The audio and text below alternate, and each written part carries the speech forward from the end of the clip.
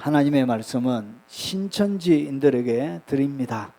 오늘 신천지 교회 다니고 계신 분들은 오늘 이 영상을 꼭 한번 마지막까지 들어주시기 바랍니다.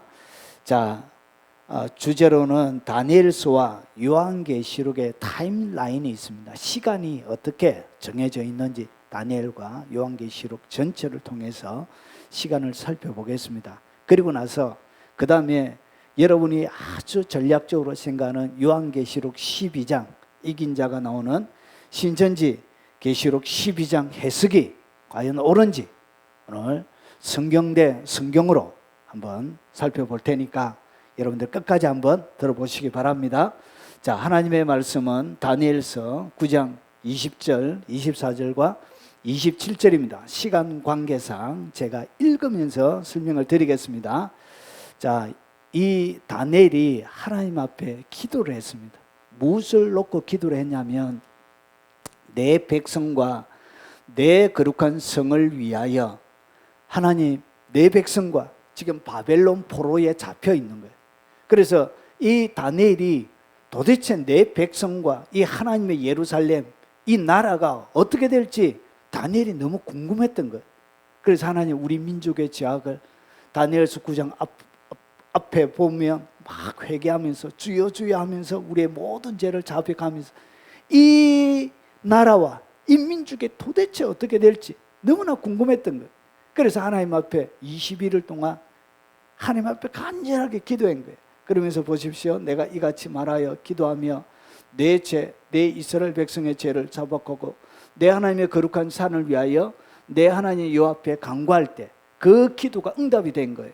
자, 내 백성과 내 거룩한 성을 위하여 이런 이래를 기한으로 정하였나니. 그러니까 하나님이 이스라엘 백성들에게 무엇을 약속했냐면 이런 이래, 70일에.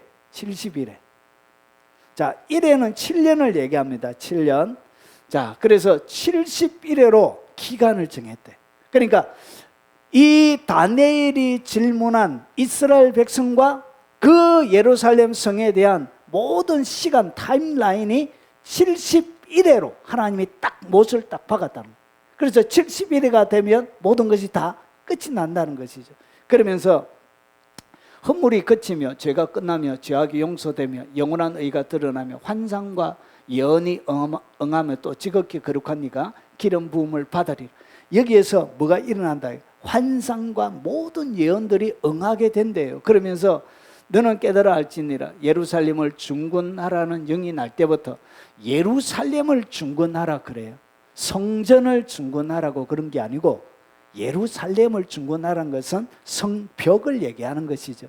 여러분, 그래서 이것을 해석하는 것이 이 학자들마다 견해가 세 가지가 있습니다.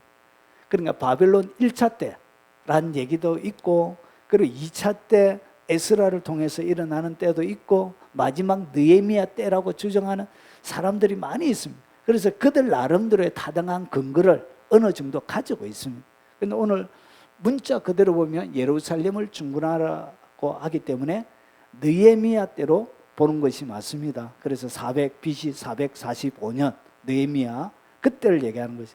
제가 앞에 전체 세계 타임라인이라는 부분은 제가 바벨론 포로 1차를 기점으로 해가지고 그들이 주장하는 내용으로 이것을 설명해 놓은 것이 있습니다. 참조하시면 되겠습니다. 자, 기름 부음을 받은 자고 왕이 일어나기까지 7일에와 62일에가 지날 것이요. 그러니까 기름 부음을 받은 왕이 누구냐? 예수님이죠. 그러니까 예수님의 초림, 예수님이 딱 태어나면 70일에 중에 7일에와 62일에가 되니까 69일에가 지나가 버리는 거예요. 예수님이 딱 태어나는 시점에. 그래서 69일에가 지나고 마지막 한 일에만 남아있게 되는 거예요. 자, 곤란한 동안 성이 중건되어 광장과 거리가 세워질 것이며, 자, 62일의 이후에 기름 부음을 받은 자가 끊어져 없어질 것이며, 이것은 예수님의 십자가의 죽음을 얘기합니다. 그래서 예수님이 십자가에 못 박혀서 돌아가실 것을 여기에 예언해 놓은 것입니다. 장차 한 왕의 백성이 와서 그 성읍과 성소를 무너뜨려니와 그의 마지막은 홍수에 휘쓸린 같을 것이며 또 끝까지 전쟁에 있으리니 황폐할 것이 작정이 되었는데, 그러니까 예수님이 딱 십자가에 못 박혀서 딱 돌아가시면 몇 일회가 끝났죠? 69일회가 끝났는데 마지막 한 일회 때는 어떤 일이 일어나는지를 설명하는데, 그의 마지막 홍수에 휘쓸린 같으면 또 끝까지 뭐가 있다고? 전쟁이 있을 것이다, 이렇게 얘기하고 있는 것입니다. 그래서 전쟁이 있으니까 황폐할 것이 작정이 되어졌대. 그러니까 마지막 세상의 끝은 무엇으로 끝이 난다고요? 전쟁으로 끝이 나는 거예요. 자, 그가 장차 많은 사람들과 더불어 한 일회 동안에, 그러니까 마지막 69일에 다음에 한 일회가 남아있죠. 그래서 요 한 일회 동안에 한 일회 동안에 언약을 굳게 맺는 거예요. 그래서 오늘 여기서 그가 얘기하는 이 그는 누구냐면 적 그리스도를 얘기합니다. 적 그리스도가 와서 어떻게 하냐면 예루살렘과 더불어 평화 언약을 맺습니다.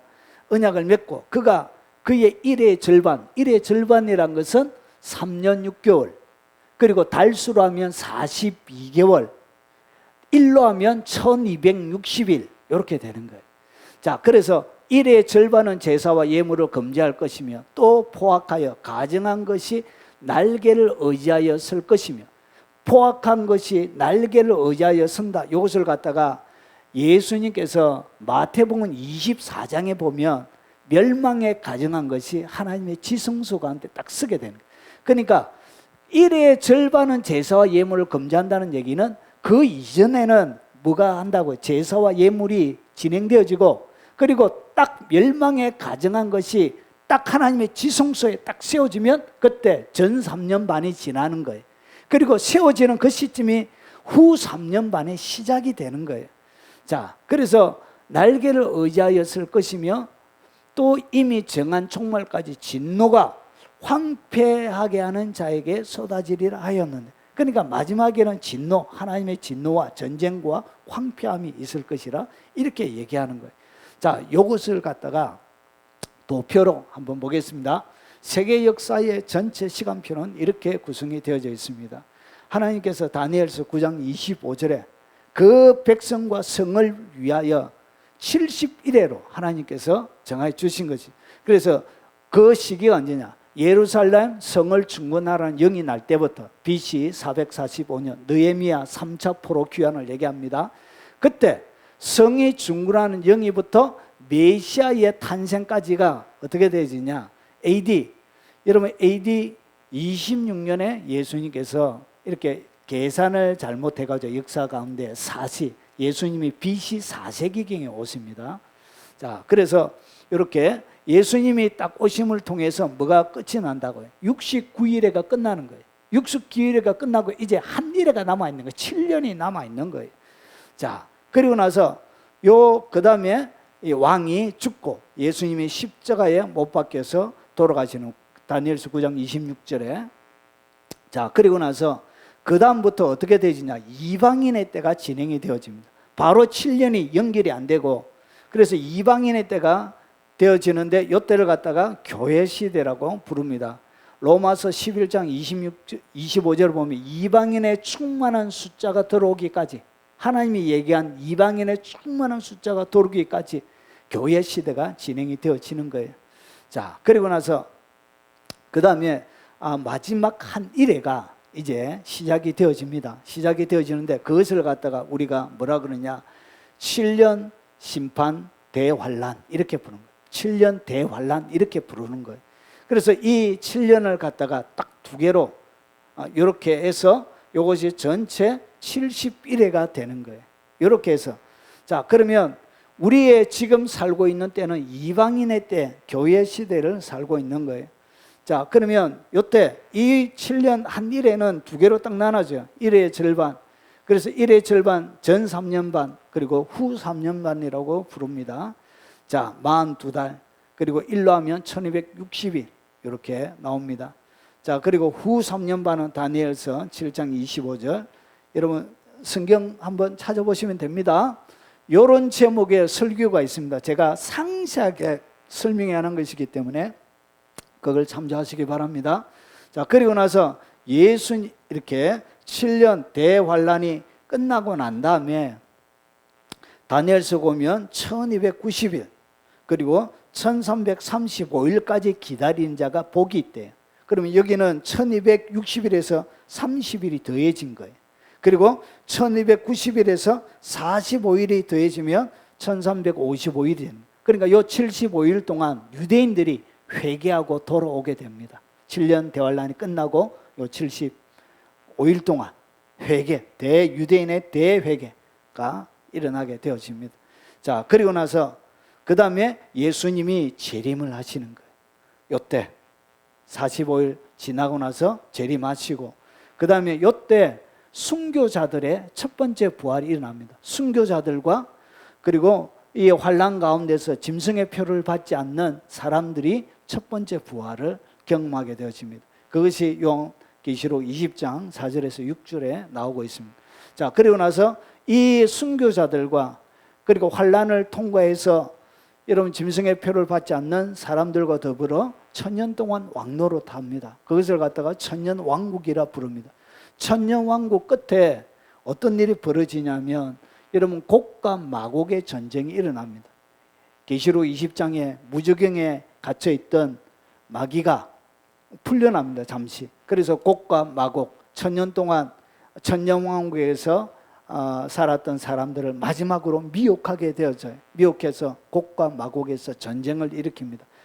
이 전쟁 끝나고 나서 그 다음에 뭐가 일어나냐? 백보자 심판이 있습니다. 하나님께서 이때 두 번째 부활이 일어나는 거예요. 이 세상에 지옥에 가 있는 영혼들과 그리고 살아있는 모든 사람들, 살아있는 사람은 변화체로, 죽어 있는 사람은 부활체로 이렇게 해서 백보자 심판이 일어나고 요때 둘째 부활이 일어납니다. 자, 그리고 나서 이것이 계시록 20장 10절부터 15절에 나옵니다. 자, 그리고 나서 심판이 있고 그리고 난 다음에 새하늘과 새 땅이 지구 완전히 바뀌어요. 새하늘과 새 땅이 되는 거예요. 지옥도 앞에 지옥은 우리가 지옥이라 부르고 그리고 백보자 심판 다음에는 성경에는 뭐라 되냐? 불못이라 부릅니다. 왜 그러냐면 새하늘과 새 땅이 될 때 지옥도 바뀌는 거예요. 완전한 불못으로, 완전한 영원한 형벌의 장소로 새하늘과 새 땅만 바뀌는 것이 아니라 지옥도 바뀌어지는 것을 그 이 명칭의 변화를 통해서 알 수 있는 거예요. 자, 그래서 새하늘과 새 땅. 그리고 여기서 보면 21장은 새하늘의 외형적인 모습을 얘기하고 있고요. 그리고 제일 안에 새 예루살렘 성이 내려옴으로 끝이 납니다. 그래서 22장은 새 예루살렘 성 안에 있는 모습들을 이렇게 계시록에서 보여주고 인류 역사는 이렇게 종교를 고하게 됩니다. 이것이 다니엘에게 하나님께서 유대인들과 더불어 전 세계 역사가 어떻게 진행되어지는지를 설명해 주신 주님이 정하신 70일에 대한 내용입니다. 자, 그러면 오늘 우리가 이야기하려고 하는 요한계시록은 어디에 들어가냐? 요한계시록의 이야기는 여러분 여기에서는 뭐가 자세하게 나와 있지 않느냐면 7년 때 어떤 일이 일어날 것인지에 대한 설명이 너무 약해요. 그냥 적그리 속에 일어나서 3년 반은 예배를 허용했다가 뒤에부터는 허용 안 하고 그리고 가정한 것이 날개, 이 스랍 천사의 날개 밑에 지성소를 얘기합니다. 거기에 자기 보잘캔 이 정도만 얘기하고 있지만 이 요한계시록에는 이 7년 동안 일어날 일들을 아주 자세하게 설명을 해줍니다. 그래서 요 7년 요 다니엘의 이 예언이 어디에 들어가느냐? 요한계시록으로 쏙 들어갑니다. 자, 그러면 요한계시록은 어떻게 되어져 있는지 한번 보겠습니다. 요한계시록은 계시로 시작합니다. 밤모섬에 여러분 밤모섬에 노동자로 채석장에서 돌 뜯어내는 그런 요한을 잡아서 로마의 황제가 죽이려고 하는데 기름 가마에 집어넣는데도 안 죽는 거예요. 사람이. 이야, 참말로 통닭도 들어가면 튀겨지는데 사람이 안 튀겨지는 거예요. 그래가지고 도저히 안 돼가 밤모섬에 유배를 보낸 거예요. 그때 환상 중에 보세요. 1장 19절에 그러므로 내가 본 것은 지금 있는 일과 장차 될 일을 기록하라. 주님이 지금 있는 것, 요한이 로마 시대에 밤모섬에 지금 그 시대에 있는 것, 그리고 내가 본 것, 그리고 지금 있는 일, 그리고 여기에는 장차 될 일이 요한계시록에는 기록이 되어져 있는 것입니다. 자, 그래서 이것을 정리하면 내가 본 것이, 자기가 실제로 눈으로 본 것, 이 요한계시록 안에 여러 것이 기록되어져 있다는, 자기가 진짜 본 것, 그리고 지금 있는 일, 요한의 당대에 있는 일, 그리고 또 한 가지 장차 될 일이 요한계시록에는 기록이 되어져 있습니다. 자, 이것을 딱 요한계시록을 한마디로 딱 정리를 딱 하면 이렇게 됩니다. 1장은 계시예요. 예수님을 만나는 장면이 나옵니다. 그분이 어떤 분이신지, 어떤 외형적인 모습들, 그런 것들이 나오고요. 그리고 그 다음에 2장과 3장에는 7교회에 대한 이야기가 나옵니다. 그리고 그 다음에 4장과 5장은 천상의 세계에서 어떤 일이냐면, 4장은 성부 하나님을 중심으로, 5장은 성자 예수님을 중심으로, 어린 양 대신 그분을 중심으로 7인 때는 준비 단계가 나오게 되어지고, 그러고 나서 요한계시록에는 딱 3가지가 있습니다. 하나님의 진노, 그것이 뭐냐, 두루마리에 7인이 딱 되어져 있는데 이 7인에 대한 것, 그리고 마지막 7번째 인 안에 뭐가 있냐, 나팔, 7나팔이 들어가 있습니다. 그리고 마지막 7나팔 때 7대접이 그 안에 들어가 있습니다. 그리고 나서 그 다음에 예수님이 재림합니다. 재림하시고 그 다음에 천년왕국, 그리고 새하늘과 새 땅이 21장, 22장 이렇게 되어져 있습니다. 그래서 이것을 장별로 딱 보면 여기 1장에 7교회는 2장과 3장, 천상의 세계는 4장과 5장, 그리고 인은 6장, 그리고 나팔은 8장과 9장에 나오고요. 그리고 대접은 15장, 16장에 나옵니다. 15장은 준비 단계가 나와요. 그리고 19장은 예수님의 재림, 어린 양 신부가 준비되는 것이 나오고요. 20장 천년왕국, 21장, 22장 이렇게 새하늘과 새 땅이 나옵니다. 자, 그러면 오늘 여기서 첫 번째 이렇게 나오는 이것은 뭐냐면 천상의 세계에서 일어나는 일, 영적인 세계 가운데 일어나는 일들을 기록하고 있습니다.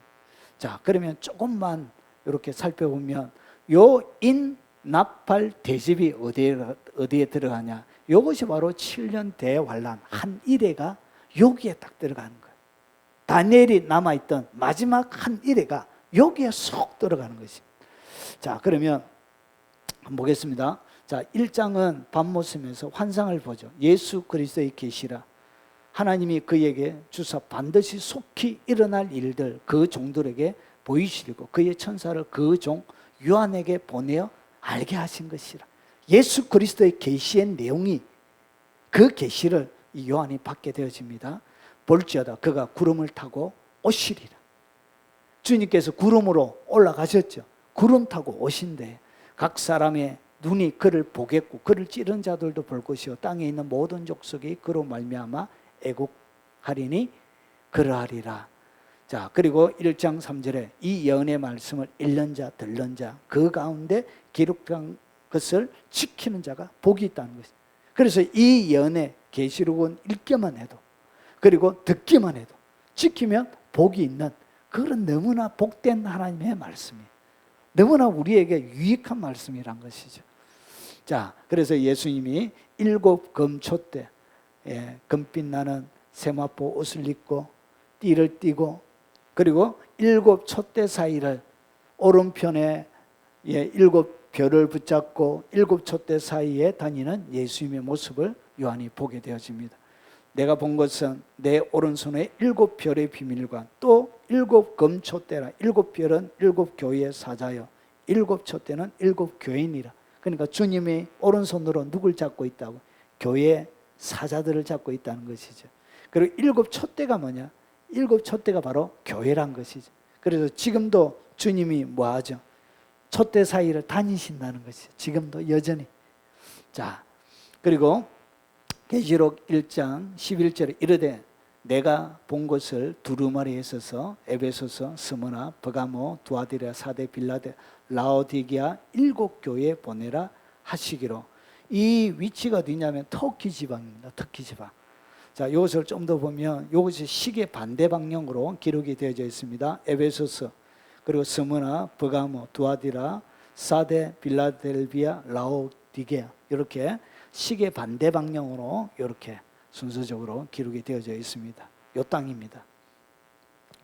자, 지구 이렇게 지구로 보면 요 위치가 되어지겠습니다. 자, 그리고 계시록 드디어 4장의 천상으로 딱 오는 거예요. 7교회 메시지를 전가하고 나서 자, 내가 곧 성령에 감동되었더니 보라 하늘에 보좌가 베풀었고 그 보좌 위에 앉으신 이가 있는데 누가 본 것처럼 이사야가 본 것처럼 이 요한도 똑같이 본 거예요. 에스겔이 본 것처럼.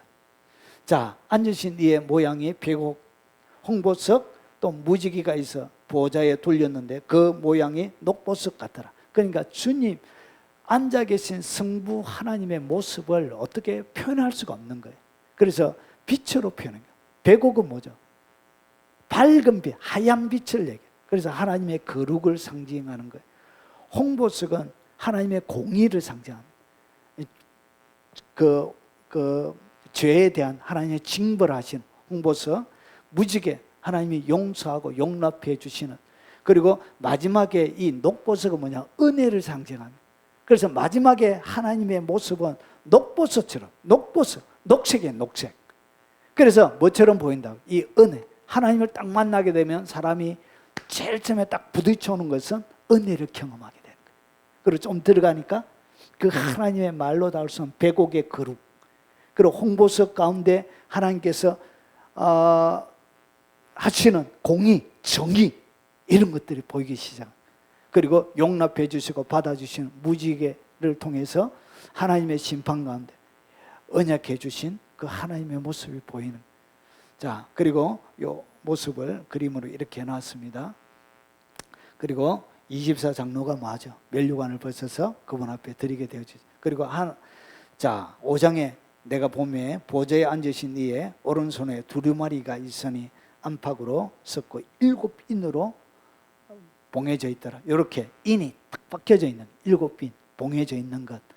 자, 계시록 5장 5절과 6절에 장로 중에 한 사람이 내게 말하되 울지 말라. 유대 지파의 사자 다윗의 뿌리가 이겼으니 그 두루마리와 그 7인을 떼시리라. 누가 뗀다고 해? 예, 유다 지파의 사자가 그 인을 떼기 합당하기 때문에 뗀다는 것이. 그래서 이 요한이 누가 저것을 뗄까 하면서 울었던가 봐요. 그래서 장로 중에 한 사람이 얘기합니다. 내가 또 보니 보좌와 내 생물과 장로들 사이에 한 어린 양이 서 있는데 일찍 죽임을 당한 것 같더라. 그에게 7뿔과 7눈이 있으니 이 눈들은 온 땅에 보내심을 받은 하나님의 7영이더라. 여러분, 여기에 대한 것은 하나님의 7영이라는 설교에 제가 설명을 해놨습니다. 너무 길기 때문에 넘어가겠습니다. 자, 이렇게 해서 4장과 5장에 드디어 떼야 될 7인이 쳐져 있는 두루마리가 나온 거예요. 그러면서 드디어 자, 이것을 누가 떼기 합당한다고? 예, 유다의 지파의 사자요 어린 양 되시는 그 예수님이 그것을 떼게 되는 것입니다. 자, 그래서 만약 7인을 하나씩 이렇게 떼니까 제일 처음에 뭐가 나오죠? 백말부터 홍색, 그리고 검은색, 청황색 말, 이런 말들이 나와요. 예, 이거 설명하면 너무 기니까 그냥 다음에. 그리고 5번째 인을 떼니까 순교자의 호수가 나요. 우리의 원한을 갚아주세요, 하나님. 그리고 나서 아니다, 기다려라.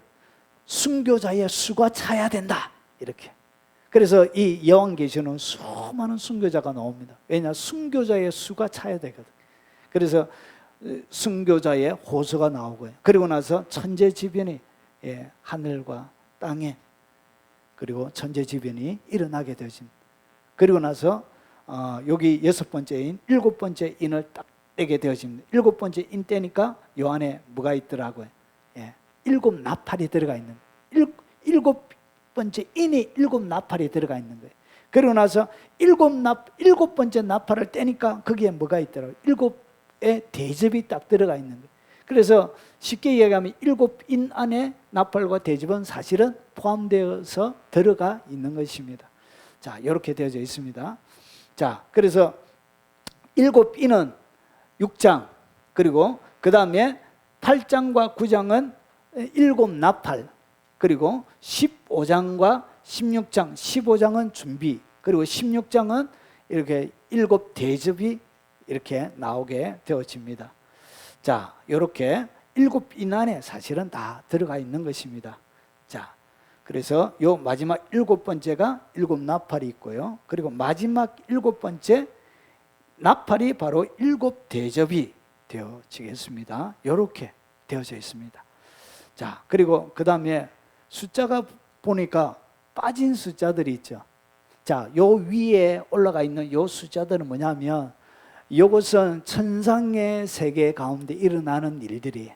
그러니까 요 천상의 세계에서 일곱 인이 천상의 영역에서, 영적인 영역에서 인들이 떼지고 나팔이 불려지고 일곱 대접을 천사들이 쏟아가며 땅에 어떤 일이 일어날지를 요 숫자가 빠져 있는 것들이 설명을 해주는 거예요. 그러니까 일곱 인 가운데서 뭐가 있다고요? 예, 여기에 7장의 내용, 일곱 인을 뗄 때 땅에서 어떤 일이 일어날 것이를 중요한 일, 사건들을 설명하고 있는 거예요. 자, 그래서 요 7장은 뭐가 있냐? 일곱 인 맞는 장면이 나오는 거예요. 일곱 인. 14만 4천 일곱 인 장면. 요거는 하나님의 사역자들을 얘기합니다. 하나님의 사역자들. 그리고 수도 헤아릴 수 없을 만큼 흰 옷을 입고 나오는 흰무리에 대한 이야기가 7장에 나옵니다. 그러니까 이 일곱 인을 뗄 때 하나님의 마지막 부흥, 마지막 사역을 위하여 하나님의 사람들에게 뭘 친다고요? 인을 치고, 그리고 그 다음에 수도 헤아릴 수 없는 수많은 하나님의 백성들이 예비되고 준비되는 일들이 일어나게 됩니다. 그래서 영계에서는 인을 떼지만, 그리고 여기에서는 하나님 중심으로 나오는 거예요. 하나님의 백성을 중심으로 여기 기록이 되어져 있습니다. 자, 그리고 8장과 9장에는 뭐가 나오냐? 자, 드디어 나팔이 이렇게 불려집니다. 첫 번째 나팔은 땅과 수목에 첫 번째 나팔이 딱 불려지니까 땅의 일이 일어나는 거예요. 영계에서 나팔을 천사가 부니까 땅의 일이 일어나는 거예요. 그래서 땅의 수목이 3분의 1이 불타버려요. 자, 이것이 바로 8장과 9장에 나오는 거예요. 그리고 이 두 번째 나팔을 부니까 바다와 배, 생물, 바다의 생물이 3분의 1이 딱 소멸이 되는 거예요. 그 회 먹을 때 요즘 많이 드십시오. 예, 좀 이따 못 먹을 때도 있습니다. 자, 세 번째 나팔이 하니까 강과 샘물에 되어지는데 강물을 먹지 못하게 되는 거예요. 샘이 쓰게 되는 거예요. 그래서 물을 구할 수가 없는 거예요. 그래서 사람이 많이 죽게 돼.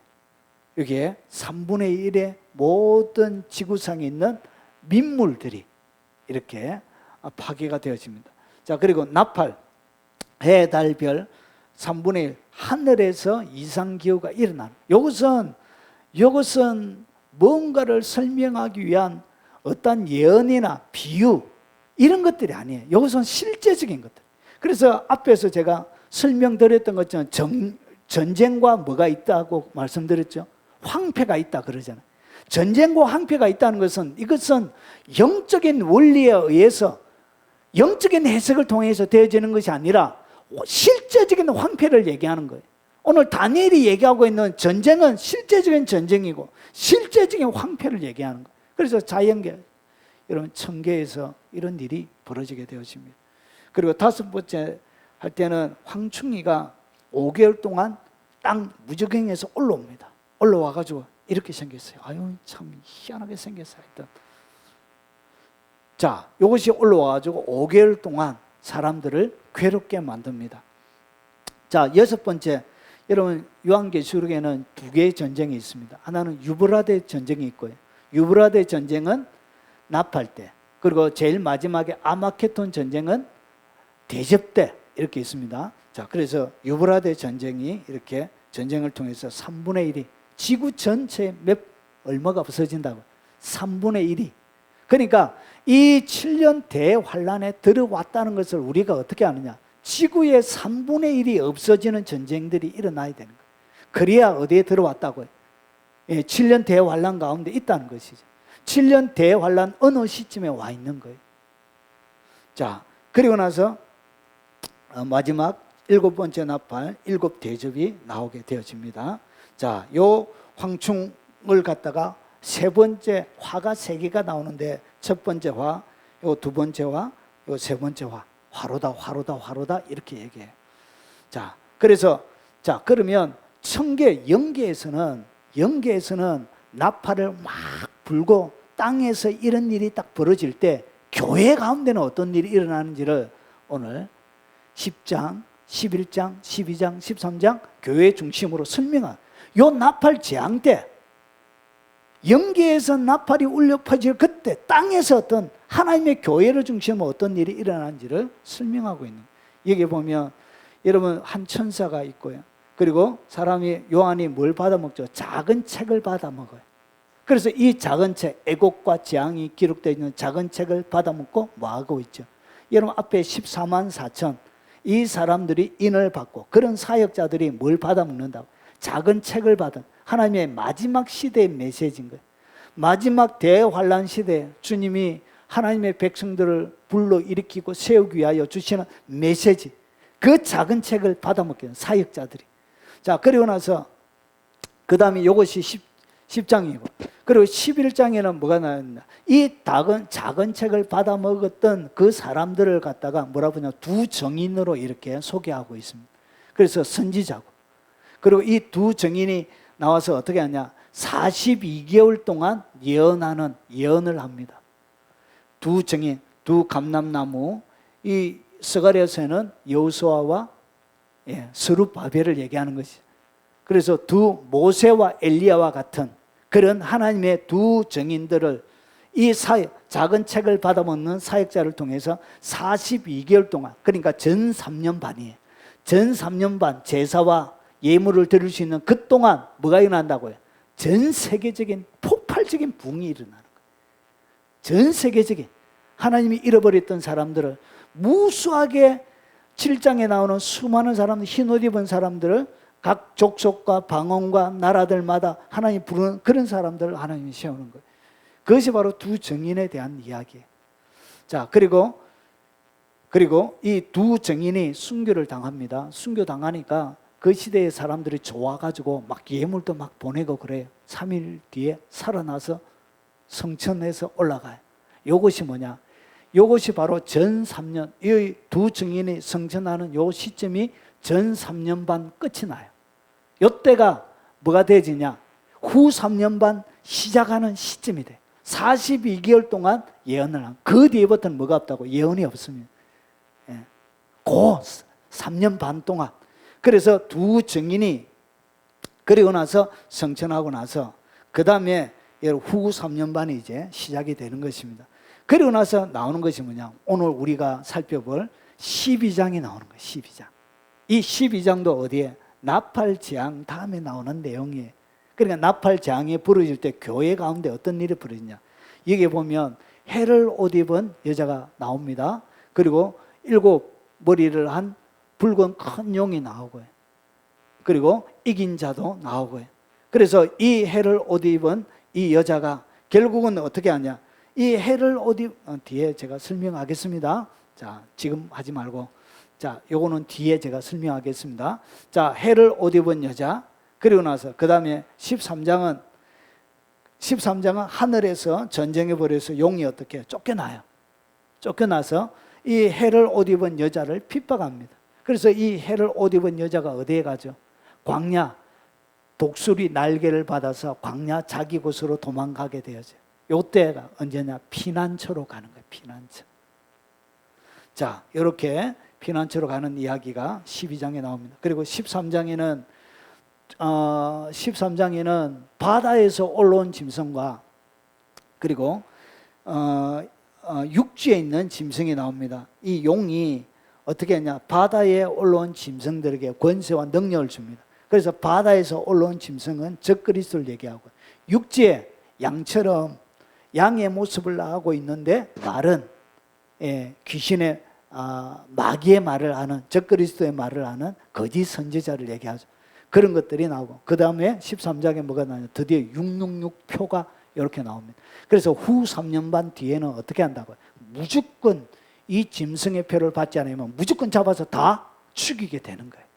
그래서 후 3년 반 뒤에는 지성소에 마귀 적그리스도가 왕자를 딱 하고 모든 것들을 자기가 3년 반밖에 안 남았기 때문에 통제하고 관리하고, 그래서 무조건 다 죽여요, 하나님의 백성들. 자, 그리고 나서 13장에 이런 일이 일어납니다. 여기에 용, 바다에서 올라온 짐승, 즉 그리스도고요. 그리고 여기에 여기에 있는 육지에 있는 짐승은 즉 그리스도의 졸개, 거짓 선지자, 종교 지도자들을 얘기하는 것입니다. 모양은 하나님의 선지자처럼 하나님의 백성들처럼 생겼는데 말은 마귀처럼 말을 해. 거짓 선지자를 얘기하는 거예요.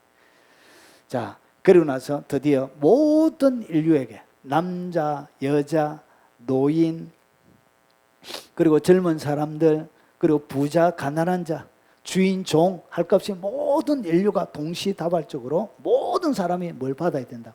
이마나 오른손에 표를 받습니다. 여기 없으면 매매가 안 돼. 이것을 통해서 받지 않는 사람만이 어디에 들어가죠? 천년왕국에 들어가게 되는 거예요. 그래서 이걸 견디지 못하기 때문에 주님이 어디에 헤옷 입은 여자들을 어디에 비신시킨다? 광야 자기 곳으로 예비처로 하나님이 옮기시게 되는 거예요. 자, 14장. 자, 14장 하늘에 있는 14만 4천에 대한 내용들이 나옵니다. 자, 그리고 나서 드디어 추수, 마지막 추수가 이제 대추수가 일어나게 되어진다. 요 시점에. 그러니까 너무나 환경이 어렵고 막 그러니까 뭐 하게 되죠? 하나님을 향해 인류의 3분의 1이 죽고 하니까 하나님을 찾게 되는 것이. 그리고 인류 전체가 3분의 1의 문제가 일어나니까 유엔이나 그런 것들을 통해서 이러면 세계를 어떻게 단일 정부로 만드는 거예요. 한 나라로서는 이렇게 통제가 안 되는 거예요. 그래서 단일 정부가 세워지게 되는 거예요. 단일 정부만 세워지는 것이 아니라 단일 종교가 또 만들어지는 거예요. 그게 수장이 두 개를 겸하게 되는 거예요. 이적 그리스도가. 자, 인류의 재앙 때문에 그것이 가능해지게 되는 것입니다. 자, 그리고 그 다음에 15장 드디어 대접이 준비가 되어지고요. 16장 여기에 땅에 있는 이런 똑같습니다. 원리가 똑같아요. 제일 처음에는 어디에? 땅에 짐승의 표를 받은 사람들에게 심한 종기와 이런 것들이 피부병이 나옵니다. 그리고 그 다음에 앞에 나팔이나 대접이나 똑같아요. 원리가. 그래서 그 다음에 바다에, 그리고 그 다음에는 어디에? 샘물에, 물에다가, 그리고 그 다음에는 태양, 하늘의 태양, 천재지변에 있는 것처럼 태양이 어떻게 되냐? 강하게 돼.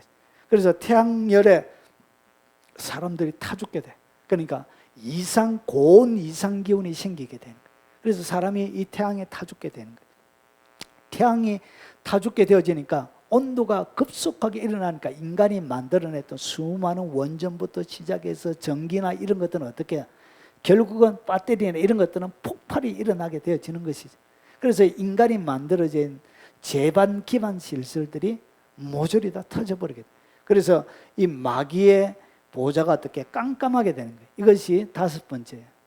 그러고 나서 마지막에 하나님을 향하여 전 인류에 마귀와 더불어 마지막 전쟁이 진행이 되는 거예요. 거기서 아마케톤 전쟁이 머깃도 거기에서 일어나게 되어집니다. 그러고 나서 드디어 땅들이 지진을 통해서 세 갈래로 갈라지고 이렇게 엄청난 하나님의 진노가 지구 가운데 쏟아지게 되어집니다. 이것이 바로 나팔이에요. 그러고 나서 75일 뒤에 유대인들이 철저하게 하나님 앞에 회개하고 돌아오고 나서 드디어 19장에 이것이, 그리고 요 대적지향 때 어떤 일이 벌어지냐, 17장은 엄녀의 이야기가 나옵니다. 엄녀가 누구인지, 그리고 여러분 용이 누구인지를 자세하게 설명합니다.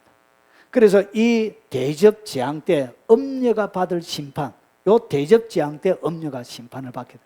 이것이 바로 종교입니다. 종교가 엄녀예요. 로마 가톨릭부터 시작해서 종교 WCC, 종교 다원주의를 얘기하는 것이죠. 그러고 나서 이 엄녀만 멸망하는 것이 아니고 여기 보니까 18이 빠졌죠. 그래서 이 엄녀에 대한 이야기가 나옵니다. 엄녀가 어디에 앉아? 물 위에 앉아 있습니다. 이 물은 뭘 얘기하냐? 언어를 얘기합니다. 말을 얘기합니다. 그래서 이 엄녀가 어디에 앉아 있다고요? 17장에 보면 물 위에 앉아 있어요. 전 세계 모든 언어 위에 누가 앉아 있다고? 엄녀가 앉아 있는 거예요. 여러분 시편 29편을 보면 여호와의 소리는 어디에 있고 물 위에 있고 그러니까 하나님의 소리가 원래 물 위에 있는데 하나님의 소리를 이 음녀가 어떻게 빼앗은 거예요. 그 흉내내고 거기에 어설프게 올라간 거예요. 네, 그런 것입니다. 다 흉내내는. 그러고 나서 이 음녀를 음녀를 용이 태워요. 그러니까 용 등에 음녀가 올라가는 거예요. 그러면 이 용은 뭘 얘기하냐? 정치 권력을 얘기합니다. 권력자들은 누구를 등에 업는다고 해요? 음녀를 등에 업는 거예요. 종교를 등에 업는 거예요. 이렇게 해서 여러분 사람을 통제하고 관리하는 거예요. 그리고 18장은 드디어 바벨론의 멸망에 대한 내용이 18장에 나옵니다. 그러니까 대접지향이 땅에 쏟아부어질 때 어떤 일이 이 영적인 세계 가운데 교회를 중심으로 일어나는지를 17장은 음녀의 멸망, 종교의 멸망에 대해서, 그리고 정치 권력의 멸망에 대해서, 그리고 18절 여러분 세상을 통제했던 통제 시스템, 경제적 경제, 그런 바벨론이 완전히 멸망할 것을 18장에 설명하는 거예요. 그러니까 이것은 영계에서 일어나는 것이고요. 그리고 뒤에 첨가가 되어져 있는 이런 것들은 설명하기야. 이런 일들이 일어날 때 어떤 일이 일어나는지를 설명하고 있는 거예요. 마지막 불로 확 태워지게 됩니다. 마지막은 전쟁으로 끝이 나는 거예요. 핵이 터지든지. 그리고 해성들이 와가지고 지구를, 아마 해성이 와서 지구를 때리겠죠. 그래서 쪼개집니다. 자, 그리고 나서 그때 예수님이 어떻게 하죠?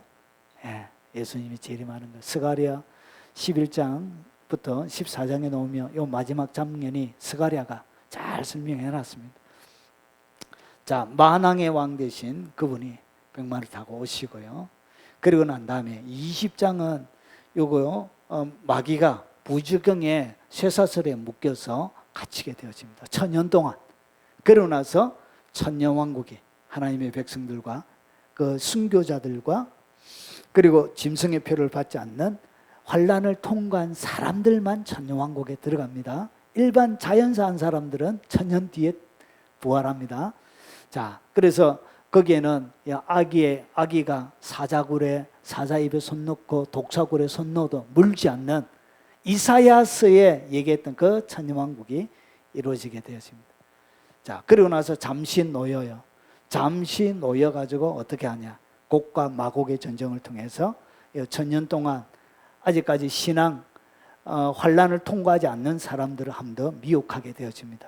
그러고 나서 마지막 지옥 불못에 이 마귀와 더불어 집어넣고, 그리고 하나님의 백보자, 하얀 보자라고 해서 백보자라 그럽니다. 백보자 심판하고, 두 번째 부활, 이 자기의 행위대로 기록된 행위력으로 이렇게 심판을 받게 되고 이제 인류의 역사는 끝이 나게 되어집니다. 그러면 그때 뭐가 일어나냐? 하늘에 새 예루살렘이 내려오게 됩니다. 가로 세로 높이가 똑같은. 그래서 외형에 어떻게 만들어져 있는지를 21장에 설명하고요. 그리고 22장은 이 새 예루살렘 안에 어떻게 구성이 되어졌는지 이렇게 22장이 설명하고, 아멘 주 예수여 어서 오시옵소서, 이렇게 끝이 나는 거예요. 이야, 오늘 여러분들이 요한계시록 1장부터 22장까지를 다 들으신 것입니다. 여러분 타임라인은 이렇게 딱 되어져 있는 것입니다. 자, 그러면 우리가 요한계시록을 해석할 때도 어디에서 봐야 되냐? 큰 틀 가운데 봐야 돼. 몇 가지의 단어를 가지고 여러분 성경을 해석하면 안 돼요. 여러분 뱀이라는 단어가 성경에 나옵니다. 이 뱀은 누굴 얘기하죠? 마귀를 얘기하죠. 예수님도 뱀이라 그래요. 예수님은 무엇으로? 광야 가운데 있는 녹뱀으로. 그러니까 뱀이라고 해서 다 뭐가 아니라고요? 마귀가 아니라는 거예요. 여러분 새라고 해서 다 성령님이 아니에요. 여러분 마태복음 13장에 보면 길가에 쪼아먹는 새 있잖아요. 그건 마귀죠, 마귀. 그리고 계시록에도 여러분 18장에 보면 이런 더러운 새들이 모이는 곳 이렇게 이야기하면서 마귀들, 귀신을 갖다 뭐라 부르고 있다? 새라 부르고 있는 거예요. 그러니까 전체 어떤 것을 해석할 때 단어를 딱 떼가지고 이 단어를 모든 성경에다 갖다 붙이면 안 돼요. 성경은 반드시 무엇을 통하여 해석이 되어진다? 문맥을 통해서, 전체 문맥을 통해서 해야 되지, 그걸 딱 떼내가지고 이것이다 이렇게 갖다 끼워 넣으면 이것은 너무나 이제 어리석은 그런 행위입니다. 자, 그러면 보겠습니다. 자, 인이 떼질 때 7장이 있는 거예요. 그리고 나팔이 떼질 때 10장, 그리고 11장, 그리고 11장 헤옷 입은 여자, 그리고 육지에서 나온 적그리스도, 그리고 거짓 선지자, 육육 짐승의 표, 하늘에서 14만 4천, 그리고 17절에 엄녀의 멸망, 바벨론의 멸망, 이렇게 해서 계시록이 끝이 나는 것입니다. 자, 그러면 세상의 끝 마지막에 이 베드로가 예수님에게 직접 배웠던 베드로가 세상의 마지막 이 7년 대환란 끝날 때 세상이 어떻게 끝나는지 이 베드로가 어떻게 설명하는지 보십시오. 이제 하늘과 땅은 그 동일한 말씀으로 불사르기 위하여, 그러니까 전쟁이죠, 전쟁. 마지막은 노아 홍수가 아닌 불로 모든 세상이 사지르기 위해서 이렇게 했는 거예요. 그래서 불의 심판을 받으면 안 되니까 마지막에 뭐가 있다고? 휴거를 시키는 거예요. 하나님의 백성들을 통과한 사람들을. 그때 휴거가 주님이 끌어올리는 거예요. 불로 세상을 확 달구실 때. 그래서 불사르기 위하여 보호하신 바 되어 경건하지 않은 사람들의 심판과 멸망의 내까지 보존하여 두신 것입니다. 그래서 마지막은 불심판으로 세상이 끝난다, 이렇게 가르치고 있는 것입니다. 그래서 이것을 영적인 의미로 풀면 돼야 안 돼요. 영적인 요한계시록은 여러분 모두 다 비유로 되어져 있는 것이 아니에요.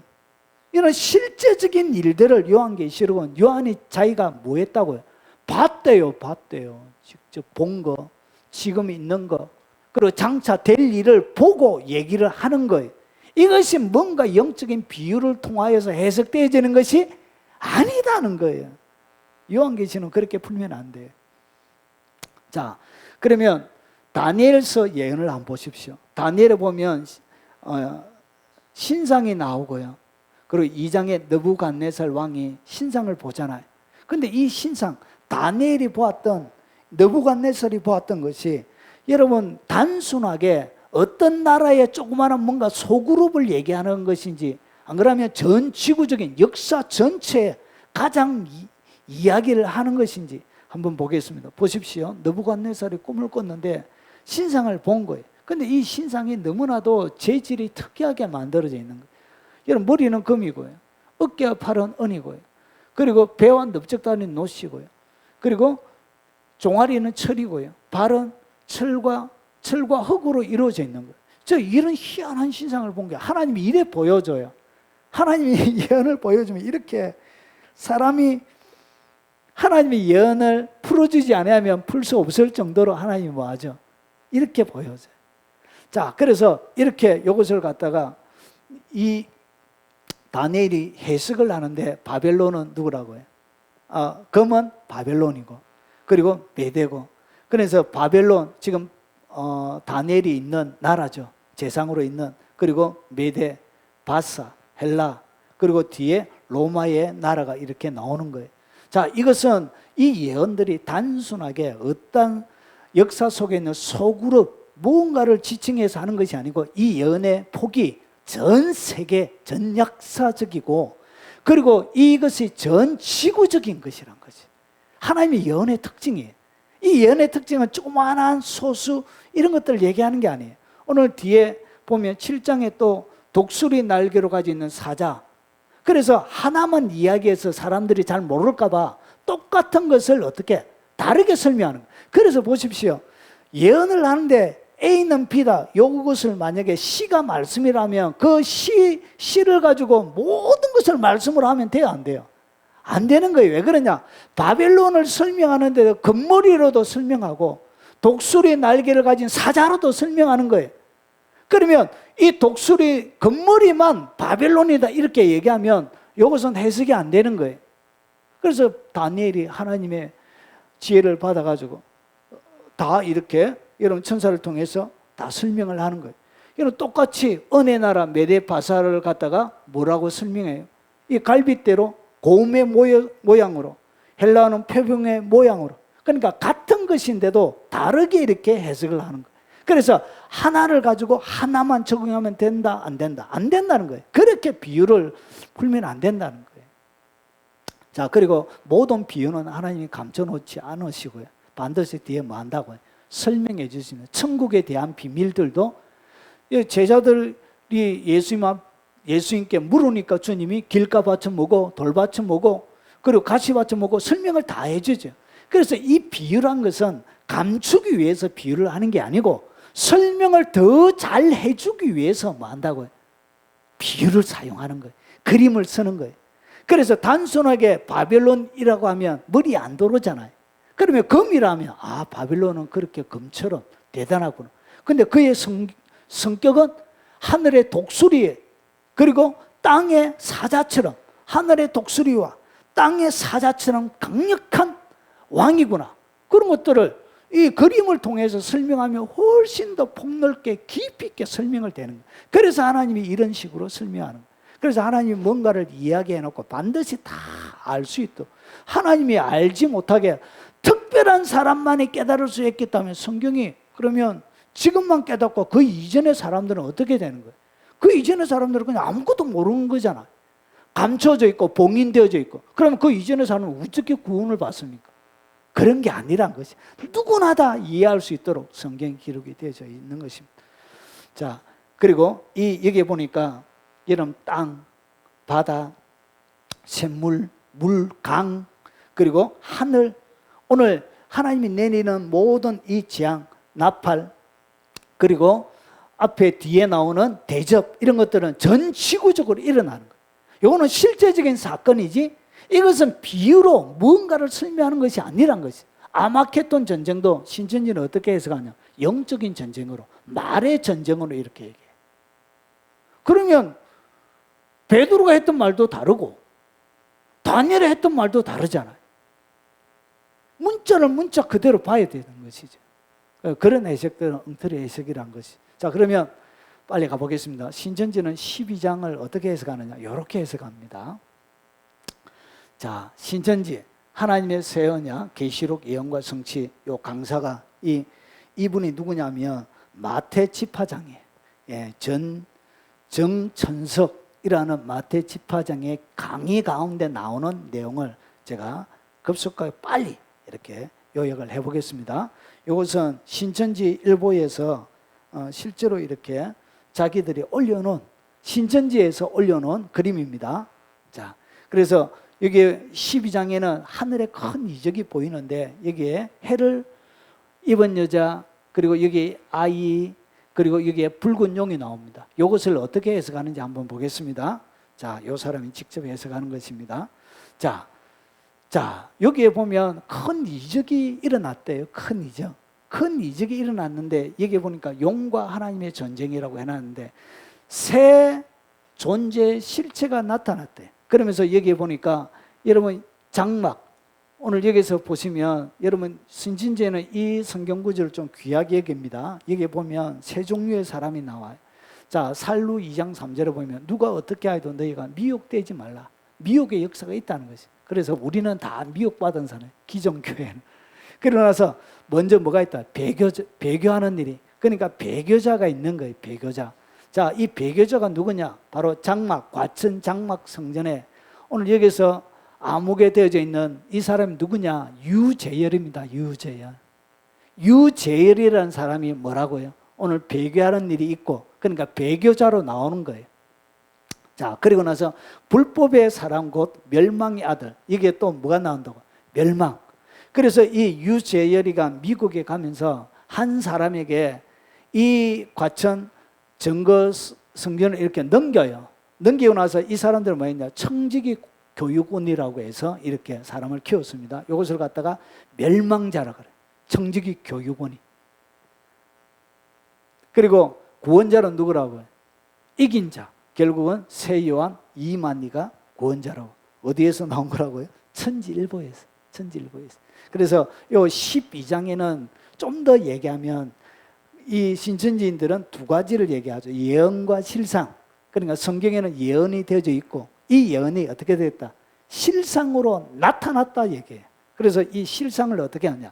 여러분 이 예언의 내용은 요한계시록 12장에는 이런 등장 인물이 나옵니다. 자, 해를 옷 입은 여자 1절에 나오고요. 그리고 큰 붉은 용이 3절에 나오고요. 그리고 아이도 나옵니다. 이 해를 옷 입은 여자가 만국 철장을 다스리는 아기를 낳아요. 자, 그리고 나서 미가엘 천사장이 어떻게 용을 천국에서 떨어뜨리죠. 쫓아내죠. 자, 그리고 1260일 동안 누가 도망가요? 해를 옷 입은 여자가 도망갑니다. 자, 그리고 나서 아이 출생시기, 오늘 요 뒤에 설명드리겠습니다. 아이 출생시기, 그리고 도망간 때, 그리고 용이 쫓겨난 때. 자, 이것이 실상으로 이루어지는데 어떻게 이루어지냐? 해를 옷 입은 여자는 과천 장막 성전의 유재열이래. 이 유재열은 어디에서 나왔냐? 원래 시작은 여러분 그 전도관의 그 박태선, 예, 거기서 나온 사람이에요. 그리고 여러분 JM에서 정명석은 통일교에서 나왔습니다. 교리가. 그래서 여기에서 왜 증거장막을 쓰냐? 요한계시록 14장에 하늘에 증거장막이 있다. 그렇게 기록이 되어져 있어요. 그래서 하늘에 증거장막이 있기 때문에 이 증거장막 이것을 버릴 수가 없는 것. 그 명칭 때문에. 그래서 이 과천에 증거장막을 했던 이 유재열이가 뭐냐? 해를 옷 입은 여자래. 자기들이 이렇게 이것이 실상이래. 이렇게 이루어졌대요. 그러나서 붉은 용은 누구냐? 바로 오늘 배도자, 멸망자라고 얘기하는 청지기 교육원이 멸망자고요. 그리고 이만희가 구원자가 되는 거예요. 미가엘, 이긴 자가 누구냐? 이만희.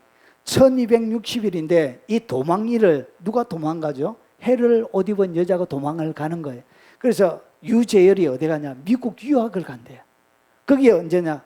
1980년 9월 14일부터 1984년 3월 14일까지 유학을 가는 거예요. 유학을 가가지고 이것을 갖다가 어떻게 1260일 날로 계산하면 그렇잖아. 그래가지고 이제 도망을 간대요. 자, 그리고 나서 아이가 출생하는데 언제?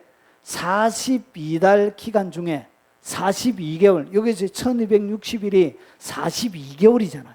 그래서 요때 태어난대요, 아이가. 이 아이가 누구죠? 이만희가. 자, 그리고 나서 도망간 때는 언제냐? 아이를 낳은 후에.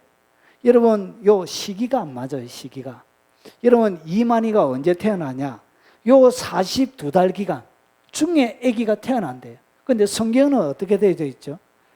도망가는데 아이를 낳고 나서 도망가잖아요.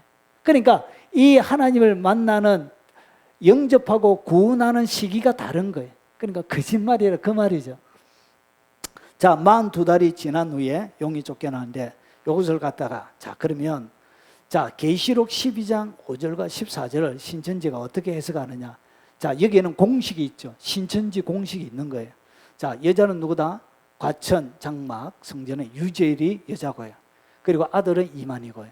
광야는 미국이에요. 왜냐? 여러분, 미국이 유학 가잖아요.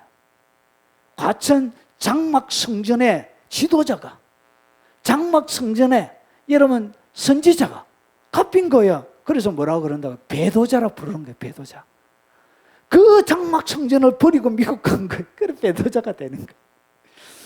자, 그리고 나서 자, 1260일 이것을 나누면 한때, 두때 반, 그래 세때 반이라 그런 거예요. 이것이 언제냐? 1980년 9월 14일부터 1984년 3월 14일까지를 얘기하는 거예요. 그리고 하나님이 예비하신 곳은 어디냐? 웨스트민스터 신학교에 간대. 신학교에. 자, 그래서 요 질문을 많은 사람들이 했습니다. 하니까 이만희가 어떻게 하냐? 이 원래 이 유재열은 어떤 사람이냐면 고등학교 2학년 중퇴예요. 고등학교 2학년 중퇴가 웨스트민스터 신학교에 가가지고 박사학위를 받아서 온대요. 언제? 1984년 3월 14일 날. 여러분, 박사학위를 받으려고 신청을 하면 학사 받고, 그 다음에 대학원 졸업해가 석사 받고, 그 다음에 박사를 신청할 수 있습니다. 그런데 고등학교 중퇴는 뭐 할 수 없다고요. 신청 못 해요. 그런데 뭐 했다고요? 예, 박사학위를 받아 온대. 그래가지고 이 이야기를 하니까 이만희가 공개석상에서 변명을 합니다. 변명을 하는데 어떻게 변명하냐? 이런 인터넷 들어가면 영상에 다 있습니다. 자, 어떻게 변했냐? 유재일한테 들었대, 자기가. 그러니까 이 모든 성경 계시를 어떻게 하냐? 성령님이 자기에게 가르쳐 줬다고 얘기해요. 그래서 그 성령의 계시를 통해서 이 모든 비밀이 깨달아졌다고 이렇게 얘기해요. 근데 무슨 성령이 이단한테만 계속 보내요, 성령이. 여러분, 유재일한테 갔죠. 앞에는 어디가? 전도관에 갔죠. 이상하게 하나님의 성령이 왜 이단한테 보내요? 그런데 그 성령은 좀 이상해요. 맞죠? 진짜 성령님은 이단한테 안 보냅니다. 그런데 이단한테 갔는데 성령님이 보냈대, 계시를 통해서. 그런데 자기가 이 변명을 하면서 어떻게 했냐? 이 모든 요 유재일이가 웨스트민스터 신학교 박사학위 받았다는 이야기는 자기가 들은 이야기라고 공개 석상에서 변명합니다. 아, 그러면 오늘 계시록 12장에 그들이 하는 모든 이야기는 결국은 성령의 계시를 통하여 온 것이 아니고 들은 이야기란 것이. 유재일을 통하여 들어서 그의 앞에 전도관이 했던 것, 유재일이 했던 것. 그래서 유재일의 내용과 신천지는 거의 비슷합니다. 책들의 내용이. 그래서 자기 것이 아니고 앞선 사람들을 벤처마킹해서 뺏긴 거예요. 자, 그래서 이것을 어떻게 읽느냐? 요로 읽습니다. 계시록 12장 5절부터 14절을 유재일이 이만희를 낳았으니, 왜 그러냐면, 이것이 왜 그러냐면 유재일의 전도를 통해서 누굴 낳았다고요? 전도를 통해서 유재일의 말씀을 통해서 이만희가 거듭나는 거예요. 이렇게 되는 거예요. 그래서 여자가 아들을 낳았어요. 결국은 유재일의 전도를 통해서 낳는데, 오늘 유재일이는 어떻게 되어지죠? 이 이만희가 전도 하나님의 말씀을 듣고 태어나야 되는데 유재일이는 어디가 삐가 없어요. 날짜가 안 맞는 거예요, 날짜가. 1990년, 80년부터 미국에 가 있는데 어떻게 말씀을 듣고 자기가 태어나요? 그러니까 오늘 여기에 받았던 이야기도 시간적으로 타임라인에 안 맞는 거예요. 자, 그리고 나서 장차 철장으로 만국을 다스릴 남자라 이만희를 하나님 앞과 그 보좌 앞으로 올라가더라. 그러면서 유재일이 큰 독수리 날개를 받아. 이게 뭐냐? 대한항공이에요. 미국이 어떻게 해요? 광야 자격에서 웨스트민스터 신학교에 가야 되잖아요. 그래서 두 날개 대한항공이에요. 대한항공 타고 미국 웨스트민스터 광야로 가는 거예요. 그리고 그것으로 나라가 거기서 그 뱀의 낫을 피하여 한때 두때 반때를 양육을 받으며 유재일은 어떻게 고위 때 중퇴했습니다. 그래서 이 얘기도 틀린 얘기란 것이죠. 자, 이것이 유재일은 유학한 적이 있는가? 여러분, 신천지 발전사 44페이지에 보면 요 사진과 요 이야기가 기록이 되어져 있습니다. 자, 이방 멸망자에게, 그래서 이방 멸망자에게 모든 고난을 넘겨주고 미국 웨스트민스터 신학교에서 학업을 받는 중 유재일 씨의 모습이래. 그러니까 이방 멸망자가 앞에 신천지 뭐 하는 사람? 종교 교육하는 사람. 거기에 다 넘겨줬기 때문에 이방 멸망자라고 이렇게 얘기하는. 그래서 유재일은 뭐 하는 사람이에요? 여기에 넘겨주시니까 배도자가 되는 거예요. 자, 첫 장막 성전에서 자, 어린 종, 주님, 선지자님 등으로 불리는 유재일 씨는 오평호 목사에게 모든 고난을 넘겨주고, 그래서 1980년 10월 말경 미국으로 유학을 떠나게 된다. 미국의 웨스트민스터 신학교에서 신학 박사학위를 받고 3년 6개월 후인 1984년에 돌아온다. 요한계시록 11장 6절과 13절의 말씀대로 뱀의 낫을 피하여 3년 6개월 가죠. 자, 그리고 나서 독수리 큰 날개를 받아 광야로 가서 한때 두때 반때를 양육받는 일이 현실적으로 나타난 것이다. 이것이 실상으로 나타났다, 이렇게 얘기하는 거예요. 좀 황당하죠. 자, 그러면 한번 보겠습니다. 웨스트민스터 웨스트민스터 테올로지 세미나리에다가 여기에 사람이 문서를 보냈습니다. 유재일이라는 사람이 거기에 재학을 했는지 안 했는지 여기에 이단 관련된 사람들이 문의를 했습니다. 거기에 온 답변의 내용이 여기에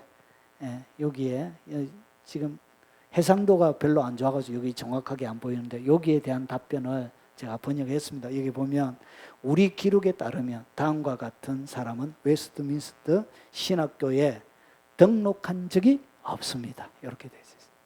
그러니까 유죄를 뭐하다고요? 예, 신학교에 등록한 적이 없다는 거예요. 자, 그러면 오늘 웨스트민스터 신학교에서 이렇게 했다는 요 사진, 공부했다는 그 사진, 이 사진의 장소는 어디냐? 자, 문을 한번 보겠습니다. 요 문. 똑같이요? 예. 자, 그러면 요 장소가 어디냐? 예. 요 장소예요. 요 장소. 요거는 어디냐? 뉴욕의 패트릭 성당입니다. 성당 문 앞에 가서 여행 가가지고 관광하면서 뭐 했다고요? 사진 찍은 거예요. 그러면 오늘 여기서 이야기하는 해를 옷 입은 여자 유제일에 대한 신천지에서 해석하는 이 해석은 어떻게 되어 있다? 거짓으로 채워져 있다는 거죠. 그래서 요거 하나만 딱 봐도 신천지의 이된 신천지의 교리는 뭐다고요? 조작해 놓은 거짓말이라는 거죠. 거짓말. 그리고 어떻게 나팔 재앙이 시작이 막 되어지는데, 예? 거기에 이제 드디어 적그리스도가 등장하고 여러분 날개를 의지하여 적그리스도가 딱 세워지는데 적그리스도 아직 안 나타났는데 어떻게 요한계시록 12장이 실상으로 이루어졌다 그래요? 적그리스도가 나타나야 뭐가 되어진다고요? 12장의 성취가 되는 거예요. 그런데 적그리스도 안 나타났어. 여러분 인재앙이 시작될 때 적그리스도가 등장합니다. 그러면 아직까지 전 세계 가운데 여러분 적그리스도가 등장했습니까? 안 했습니까? 안 했죠. 적그리스도가 없는데도 그들은 요한계시록의 예언이 실상이 되었다 이렇게 얘기해요. 그것은 너무나 무시야. 성경을 자기 마음대로 해석하는 것입니다. 전체를 보지 않고 한 부분 몇 단어를 가지고 이렇게 해석하는 거예요. 자, 그러면 큰 붉은 용은 누구인지 한번 보겠습니다. 이 청지기 교육원인지 오평호, 아까 전에 오평호인가 하여튼 그 목사한테 넘겨졌죠. 자, 이것이 멸망자인데, 멸망자, 이 큰 붉은 용인데, 오늘 여기서 이야기하는 이 큰 붉은 용이 청지기 교육원을 얘기하는지 안 보겠습니다. 멸망자인지 안 보겠습니다. 자, 큰 붉은 용, 요걸 얘기합니다. 이 용은 누구냐 안 보겠습니다. 자, 계시록 20장 1, 2절에 보면 여러분 성경은 성경 안에서 해석을 해야 돼요. 성경은 성경 안에서 다 해석을 다 해줘요. 그래서 이 용을 갖다가 어떻게 얘기하냐? 또 내가 봄에 천사가 무저경의 열쇠와 큰 쇠사슬을 그의 손에 가지고 하늘로부터 내려와 용을 잡으니 옛뱀이요. 그러니까 이 용은 누구라고요? 청지기 교육원의 오평으로 하는 목사가 아니고 누구라고요? 옛날에 아담과 하와를 유혹했던 개가 바로 용이었다는 것이죠. 그리고 이것이 누구냐? 마귀고 사단이라 불리는 천년 동안 결박을 당한 그 영혼이란 것이죠. 자, 그러면 오늘 여기서 머리가 7개다 얘기하는데 여러분 오해하는 것이 있습니다. 동시에 머리가 7개가 있는 게 아니에요. 그림을 잘못 그린 거예요. 왜 그러냐? 성경을 보면 이렇게 되어 있습니다. 여러분 17장은 음녀가 멸망하는 장면에 대하여 나옵니다. 자, 천사가 이르되 왜 놀랍게 여기느냐? 내가 여자와 그가 탄 7머리와 10뿔 가진 짐승의 비밀을 내게 이르리라. 그러니까 오늘 여기서 7머리 가지고 있는 이 붉은 큰 용에 대하여 비밀을 가르쳐 준대요. 누가? 천사가 가르쳐 주는 거예요. 여러분 천계, 영계의 세계는 누가 알아요? 천사가 알죠. 그래서 가르쳐 주는데, 자, 9절에 지혜 있는 뜻이 여기 있으니 그 7머리는 여자가 앉은 7산이요. 아, 이 7머리에는 뭐라고? 7산이래, 산. 그러면서 또 얘기합니다. 또 7왕이라. 아, 산이고 7왕이래, 왕. 그러면 청지기 교육원은 이것이 큰 붉은 용이 되려고 하면 뭐가 돼야 된다고요? 적어도 한 나라에 뭐가 돼야 되냐? 왕이 돼야 되는 거예요. 왕이에요, 왕. 그런데 잘 보세요. 여기에 5은 망했대요. 그러니까 7머리가 있는데 5은 망했고, 그리고 하나는 있고 다른 하나는 뭐 하지 않았다고요? 오지 않았대요. 그러니까 지금 당대, 요한의 당대에 머리가 몇 개 있다고요? 1개가 있는 거예요, 1개가. 자, 7왕인데 5은 망했대요. 이 5이 뭐냐? 이 요한계시를 설고 있는 이 시대가 로마 시대예요. 그럼 5이 망했는 이 다섯이 뭐냐? 애굽을 얘기합니다. 여러분, 이스라엘을 잡아먹어야 그게 왕이 돼요. 유대인을 잡아먹어야 그것이 왕이 되는 거예요. 그래서 유대인을 잡아먹었던 왕이 바로 애굽이에요. 그리고 아수르예요. 그 다음에 바벨론이에요. 그리고 메데바사예요. 그리고 헬라예요. 이것은 로마 시대가 지금은 하나 있고 로마 시대, 요한의 시대이기 때문에 요 다섯은 망했대요. 그러니까 다른 하나는 마지막 적그리스도, 마지막 시대에 남아있는 한 머리가 있는 거예요. 그것은 아직 하지 않았다. 요한은 보지 못한 거예요. 아직 이르지 않았기 때문에. 7년 대환란 때 오기 때문에 그런 거예요. 그래서 큰 붉은 용은 여러분 청지기 교육원에 여러분 그 멸망자가 아니란 거예요. 누구라고요? 예, 적어도 되려고 하면 대통령이라도 돼야 된다는 것이죠. 그래서 이 해석 자체가 너무나도 자의적인 해석이란 것이죠. 뜯어맞췄다는 것이죠.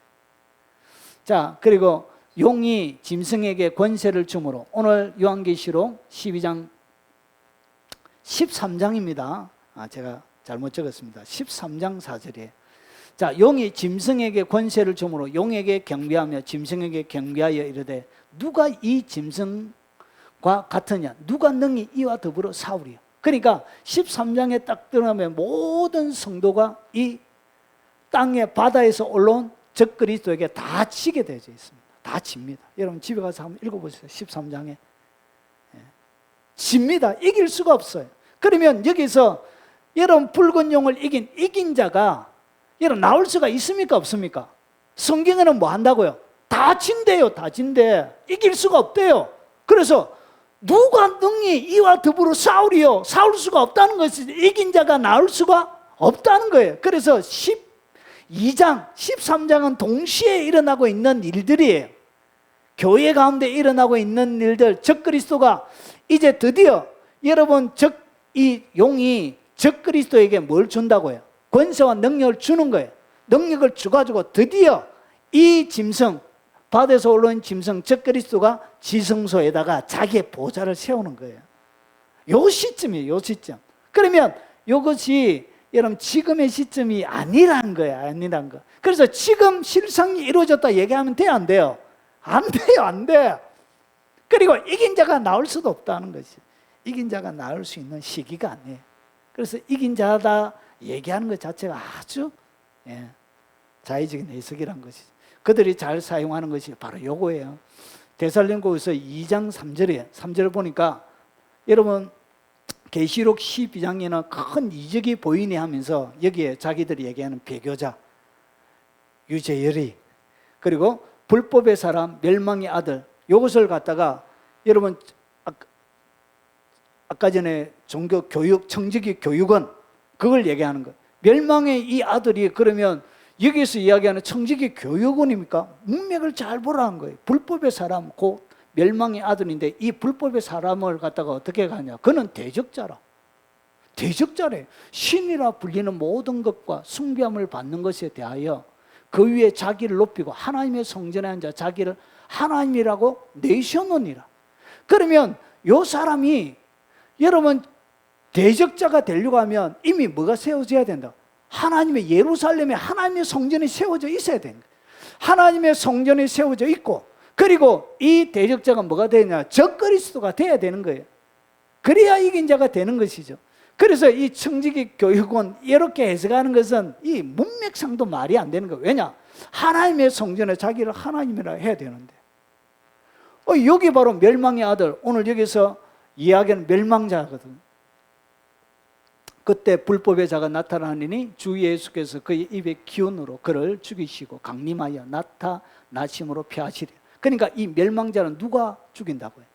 예수님이 하는 거예요. 이만희 이긴 자가 하는 게 아니고 누가? 예수님. 언제? 강림하실 때. 강림하실 때 마지막에. 그래서 지금 이기면 돼요? 안 돼요? 성경의 예언이 안 맞는 거예요. 지금 이기면 안 돼. 참아야 돼. 참아야 돼. 무조건 지금 이기면 안 돼.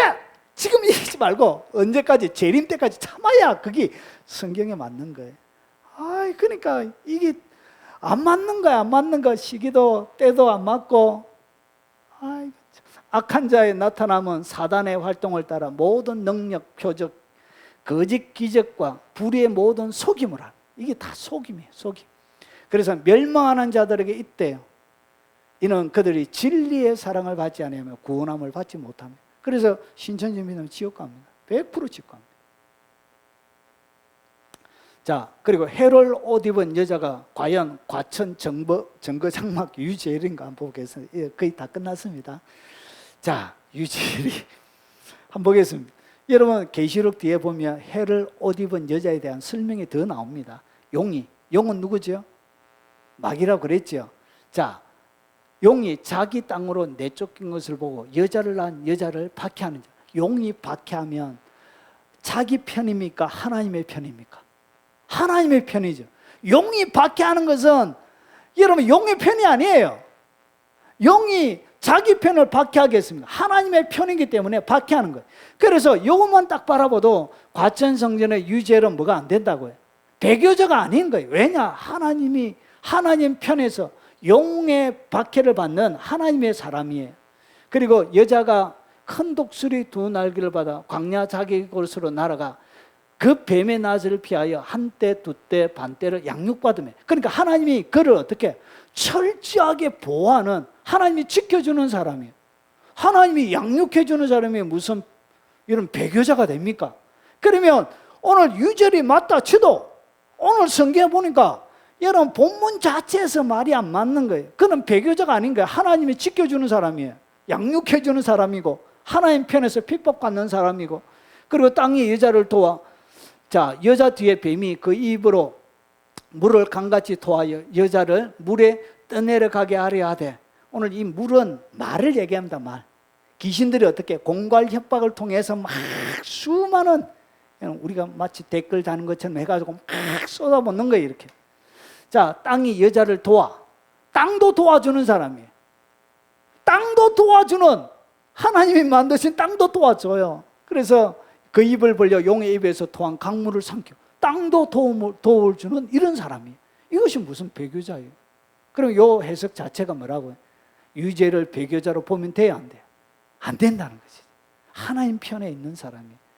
용이 여자에게 분노하여, 자, 돌아가서 그 여자의 남은 자손 곧 하나님의 계명을 지키며 예수의 증거를 가진 자들과 더불어 싸우려고 바다 모래 위에 서 있더라. 그러니까 용이 분노하는 사람이 누구라고? 여자라면 이것은 배교자가 아닌 거예요. 그리고 그 여자의 남은 자손 곧, 자, 이 여자가 누구를 생산해냈냐?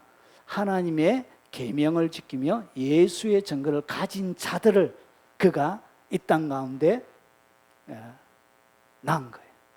그러니까 이 해 옷을 입은 여자는 결국 뭐 하는 역할을 하는 거예요? 단순한 여자가 아니라 어떤 여자라고요? 하나님의 계명을, 그 어려운 시대에도 하나님의 계명을 지키며 예수의 증거를 가진 사람들을 이 땅 가운데 배출하는 사람이에요. 그 사람이 오늘 여기에서 나오는 여자예요. 보십시오. 고린도전서 11장 3절에 나는 너희가 알기를 원하노니 각 남자의 머리는 그리스도요 여자의 머리는 남자요 그리스도의 머리는 하나님이십니다. 그러니까 여자의 머리는 누구라고요? 남자죠. 자, 그러면 오늘 남자를 갖다가 뭐라 그러냐? 이는 남편이 아내의 머리가 된 것이지. 여자의 머리가 남자잖아요. 그러니까 남편이 아내의 머리가 된대. 그러면 이 아내를 갖다가 뭐라 그러냐? 그리스도께서 교회의 머리 된 것 같음이니라. 그러니까 여기서 이야기하는 이 아내, 이 여자는 결국 누구를 얘기한다고요? 교회를 얘기하는 거예요. 교회. 어떤 교회냐? 해를 옷 입고 있는, 이 시편에 보면 하나님을 갖다 하나님은 해요 이렇게 합니다. 그러니까 하나님으로 완전히 덮여서져 있는, 하나님으로 옷 입고 있는 사람. 그리고 이 달은 뭘 얘기하냐? 햇빛을 받아서 그 햇빛을 비추는 역할을 하는 것이 뭐죠? 그게 바로 달이에요. 여러분 천주교에서는 이 해옷 입은 여자를 마리아라고 해석하고요. 그리고 그가 철장을 만국을 다스리는 권세를 가지고 있는 그 사람을 예수라고 해석합니다. 그런데 오늘 이 얘기는 어디의 이야기죠? 세상의 마지막에 진리의 이야기죠. 그래서 그 해석을 마리아, 예수님 이렇게 보면 안 되는 거예요. 누구라고요? 마지막, 그래서 구약시대, 신약시대에도 교회도 아니에요. 어떤 교회냐? 마지막 시대에 하나님을 섬기고 마지막 시대에 하나님의 계명을 지키며 예수의 증거를 가진 그 교회, 그 교회를 갖다가 해를 옷 입은 여자라고.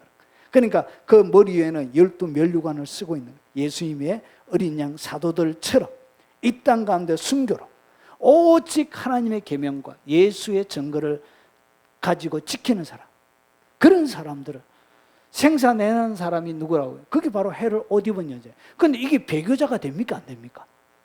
그래, 이걸 갖다 배교자로 얘기하면 안 되지. 그 성경 전체에 안 맞아 들어가는 거예요. 그래서 바울이 이렇게 얘기하는 거예요. 나의 자녀들아, 너희 속에 그리스도의 형상이 이르기까지 다시 너희를 위하여 해산하는 수고를 하노니. 그러니까 하나님의 사람, 하나님의 계명과 예수의 증거를 가진 사람들을 만들기 위해서 뭐 했다고? 해산하는 수고. 근데 오늘 여기서 이 여자가 유부녀로 나옵니다. 헬라 원문에. 처녀의 단어가 있고 유부녀가 있어요. 결혼한 여자. 이 단어는 처녀의 단어가 아니에요. 결혼한 여자의 단어예요. 그래서 아기를 많이 낳은 여자를 얘기합니다. 그래서 이것은 누굴 얘기하냐?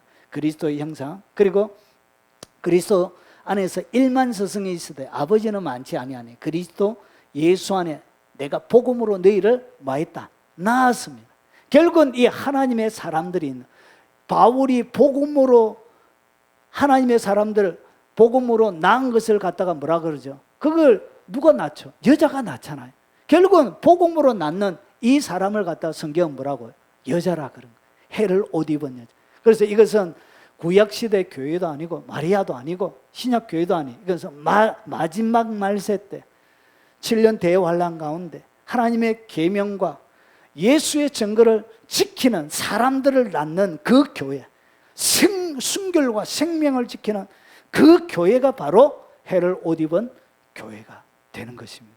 그래서 저희 교회가 원래는 깊은 은혜 교회가 아니고 해 옷 입은 교회로 이렇게 하려고 하다가 이단 냄새가 난다 해가지고 깊은 은혜 교회로 바꾼 거예요. 이런 교회. 수많은 교회들, 모든 교회를 얘기하는 게 아니에요. 여기는 해를 옷 입은 교회.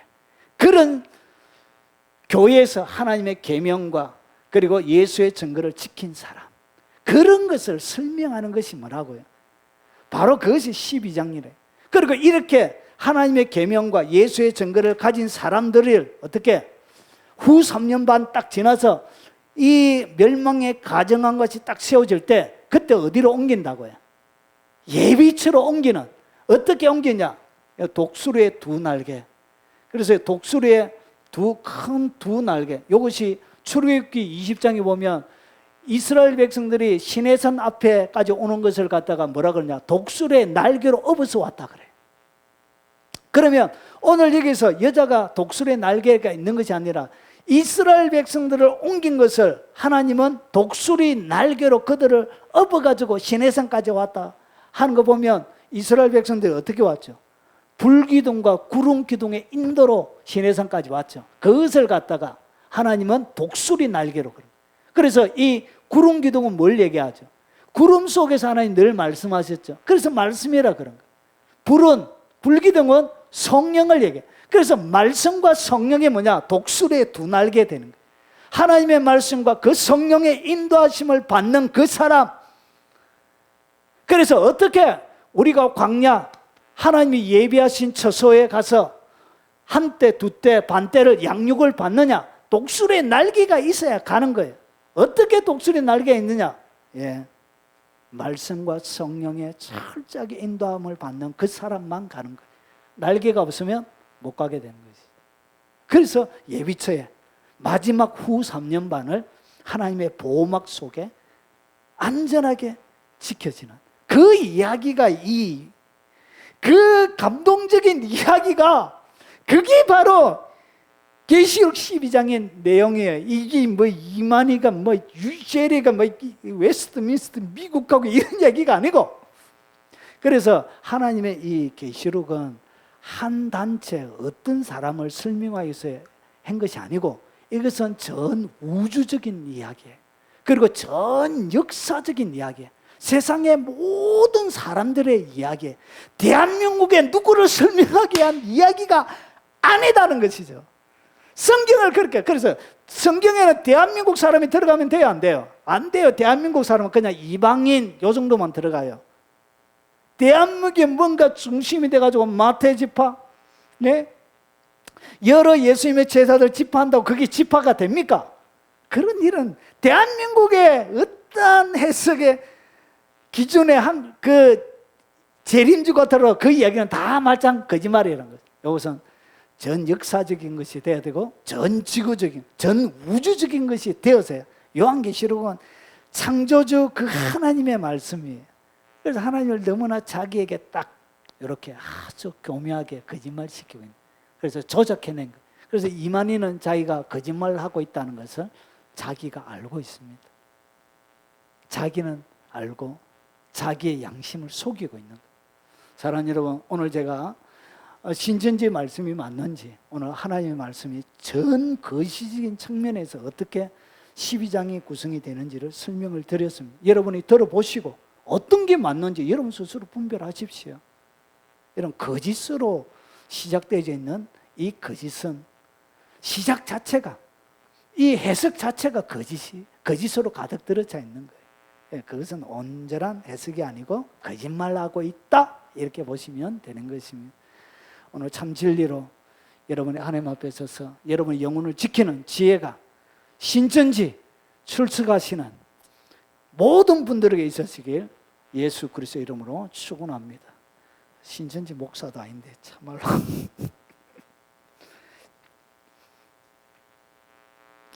자, 우리 시간이 갔지만 우리 찬송 한 곡 하고 우리 1절만 찬양하고 그 다음에 오늘 각자 들은 말씀 넣고 우리 동성으로 한번 기도하도록 하겠습니다.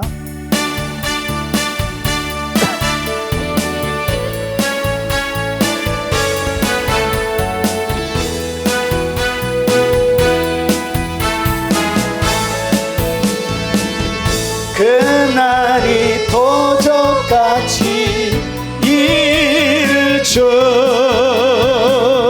너희는 모르느냐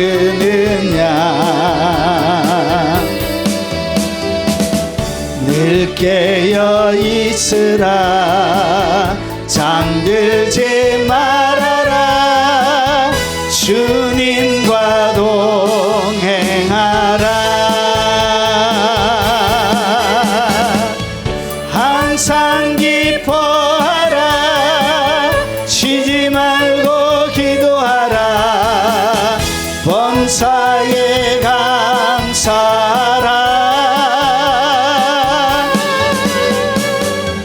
이는 예수 안에서 너희에게 향하신 하나님 뜻이니라. 주여 한번 부르네 동서로 기도하도록 하겠습니다. 여러분 각자에게 주신 하나님의 말씀 가지고 기도하도록 하겠습니다. 자비하신 아버지 감사합니다. 오늘 주님의 말씀을 들었습니다. 아버지 진리를 분별하며 아버지 이 땅 가운데 믿음의